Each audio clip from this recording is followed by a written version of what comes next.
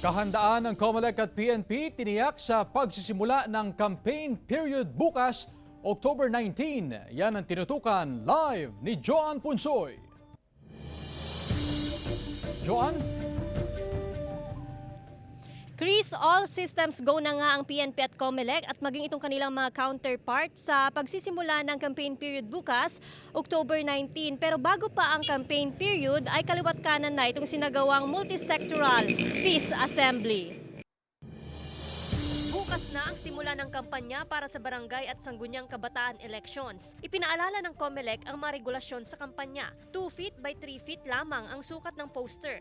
Maximum of 5 pesos per voter ang maaaring gastusin ng kada kandidato sa kampanya. Maximum deployment ang ipatutupad ng Pangasinan Police sa umpisa ng kampanya. Nagsagawa rin ng multisectoral peace assembly sa Pangasinan sa pangunguna ng COMELEC at PNP para makamit ang ligtas at mapayapang eleksyon 2023. Mula sa 3, 4 ng barangay sa Pangasinan ang kabilang sa areas of concern dahil sa intense political rivalry. Mula ang mga ito sa mga tarom, San Quintin, Burgos at Malasiki. Sa kabuuan, nasa 61 barangay sa Region 1 ang kabilang sa areas of concern o yellow category. Pag meron nag-crop up na parang seemingly magkakaproblema, dinedeployan na kaagad nila yan. Samantala, may kabuang 57,746 na kandidato ang Pangasinan. Ayon sa COMELEC, pangalawa ang probinsya sa may pinakamaraming kandidato sa buong bansa ngayong BSKE 2023. Always a challenge pero yun nga, through coordination ng mga ganitong activities, napakalaki ng tulong. Lalo na yung mga counterpart ko sa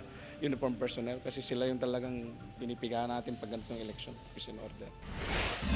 Sa Ilocos Sur, inilatag na ng kapulisan ang contingency plan para sa BSKE, lalo na sa mga potential area of concern at hard-to-reach areas. Ayon sa COMELEC, PNP at Armed Forces of the Philippines, naway isang tabi ang relasyon sa mga kandidato at gawin lamang ang tungkulin.